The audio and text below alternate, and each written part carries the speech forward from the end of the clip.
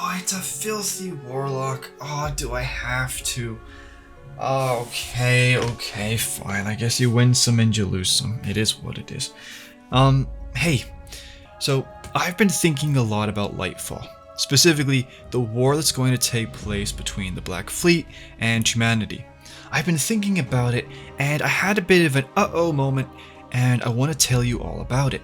I think humanity is utterly screwed. But no, seriously, I mean, I know anybody could have guessed that much, but right now, I just want to tell you one of the reasons why I believe humanity is guaranteed to lose in Lightfall. And I think you'll find it to be interesting. Before I get into things, I just wanted to mention that I had a stream on Monday and Tuesday. And the people that showed up, they were absolute legends, right? Even a guy called The Witness showed up, and we tolerated his existence. It was okay.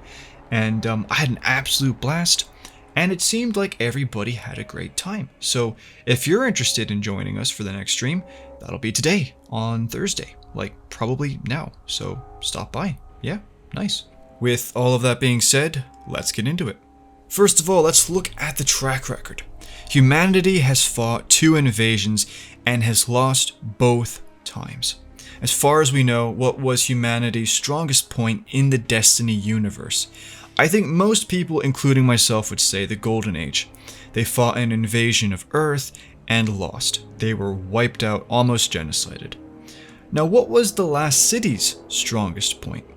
I would argue that it was just before the Red War. Thanks to the player character, most of humanity's threats had been eliminated, and everything was looking good until Gaul showed up. The city fought the initial invasion of the Red War and lost. We have yet to regain the strength taken from us after that first battle. And you know what both of these wars had in common? Humanity was lightless, and I think it's a fair thing to guess that we will be again. Because I don't know if you were aware of this, but it is implied that the Black Fleet has the ability to suppress the light. In Drifter's lore, he states that his crew and he ended up on an icy world, and long story short, they ended up being attacked by creatures that could suppress their light and kill them for good. Here's what's so interesting about these creatures. Although they were a devastating threat to Guardians, they weren't a threat to the race who wielded them. You see, Drifter says that on that world, there were many monoliths, and in these monoliths, there were cages that contained some of these creatures. I think it's very clear that those who used to reside within the monoliths, were the ones to put them in those cages, and I believe that these monoliths, bro, why is it so hard to say? The thingies were of pyramid design. I say this because even as recently as Beyond Light, the term monolith has been used to describe pyramid tech. At the same time, we know that Drifter took bits and pieces from that world, and what ended up coming with him?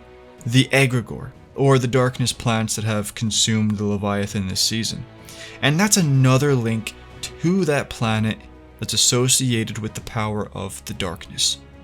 I'm mentioning these creatures because although I don't know for certain, I think it's important that we at least consider the possibility that the rest of the Black Fleet has creatures like these that can be used as weapons against us. Light or darkness powers, a Guardian is useless if they can't be resurrected. As a side note, I'm not saying that this is the exact same creature, but we do know from Black Armory lore that beasts were used as weapons during the collapse. So I think it's very plausible to picture the Black Fleet potentially unleashing the Morphs, as Drifter calls them, upon us. Now, this all sounds pretty miserable, but I can think of 3 possible ways that Guardians could fight against these monsters. The first way involves the method Drifter used to defeat them. I'm not going to go into too much detail, but on that planet, Drifter ended up killing his fire team. Basically, tensions were already high between them all, and then when Gaul blocked off the light, they blamed each other for their powerless state, and then Drifter figured it was shoot or be shot, and here we are. So Drifter was alone. He was freezing to death on a world full of light-suppressing creatures that were hunting him. How did he survive? He searched for the ghosts of his fire team, killed them, took them apart, and added their remains to his own ghost. His ghost would never speak again, would have a glowing red eye, but would be able to protect the Drifter from the creatures. So that's the first way we could deal with these enemies if they were used against us. I don't see it happening though.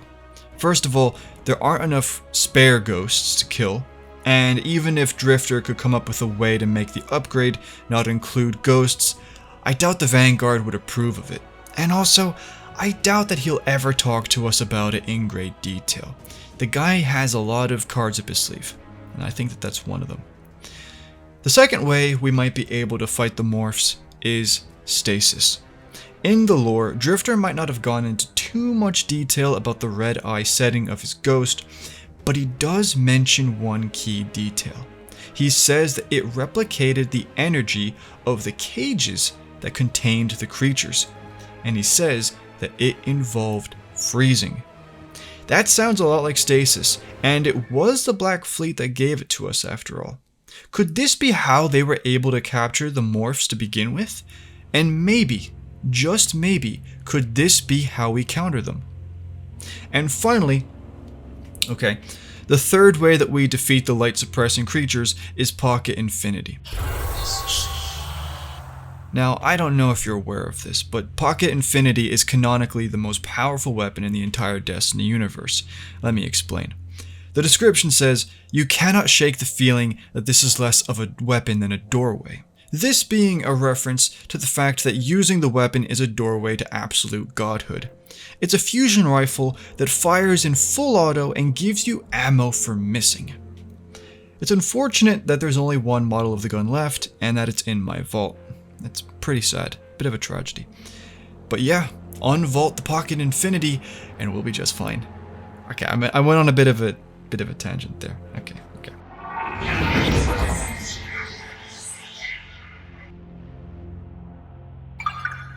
Anyway, that is one weapon, the creatures, that might be used against us, and those are three ways that we might potentially be able to survive it. But here's the thing, we'll still lose the city. If the Black Fleet is above the city, and then they just start dropping cages onto the streets, they don't even land or get out, they just bomb, blitzkrieg us with the cages, there's going to be absolute chaos. They're going to start killing normal people, and when Guardians finally get there, like half of them are going to die instantly. And even if my hunch is right about stasis, remember, not every Guardian has it. I wouldn't be surprised if less than half of them do. So unless we get really lucky, or the creatures are very slow and stupid, I do believe that their presence alone will make the city a location that cannot be held for a serious period of time. Finally, and this is moving away from Drifter, but it's still relevant, in regards to the anti-light capabilities of the Black Fleet, there's a very valid point that I have yet to see anyone raise. Our ghosts can be possessed. In Shadowkeep, Season of Arrivals, and Beyond Light, our ghosts were possessed. Now, that merely involved our ghosts not being able to talk, but what if in reality it's way worse? Imagine Guardians have the light, and they're dying, but their ghosts get possessed and refuse to revive them. You know, you die in your body and you're laying there and you're like, buddy, help me. And then you start speaking in hieroglyphics and then you just lose. Listen, I don't know how plausible this is and I doubt it will happen, but there is evidence, right? And we can all agree on this. There is evidence that the Black Fleet can possess our ghosts. And there is no evidence that just speaking through them is the extent of that possession's capabilities. I'm just saying, they stop reses, that's GG. In conclusion, both times a unified humanity has tried to stop an invasion of Earth, they lost, and both times they did not have the light. And well, just now I have shown you two examples of how just the pyramids might be able to use this weakness against us. And by the way, there are a lot of other weaknesses that we have, and I can't really mention them now because it would just take up way too much time, but I'll tell you later, and trust me that it's pretty bad, man. We're gonna lose. We're gonna lose hard. And just remember, there's the pyramid ships, but people might have forgotten about, maybe, I don't know, the Hive God of War. Yeah. The Taken, the Scorn, the Cabal, and potentially the House of Salvation if they return. We're doomed. And yeah, that's the video. I hope you found it to be entertaining or enjoyable. Maybe both, A bit of a different style, but I was just curious. I just want to see if it works or not. And yeah, thank you for all of your support. And I'll talk to you in the next one or on stream.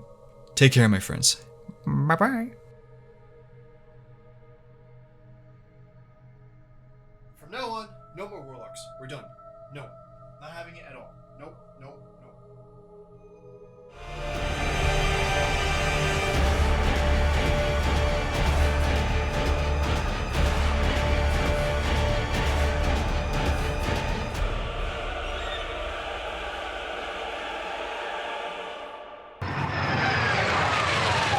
Harbinger inbound.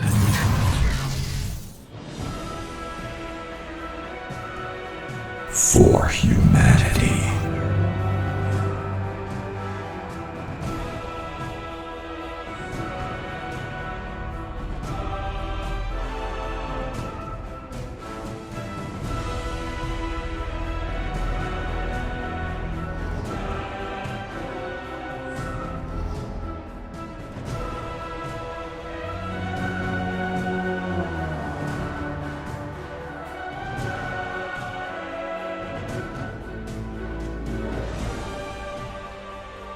Dang it, not again.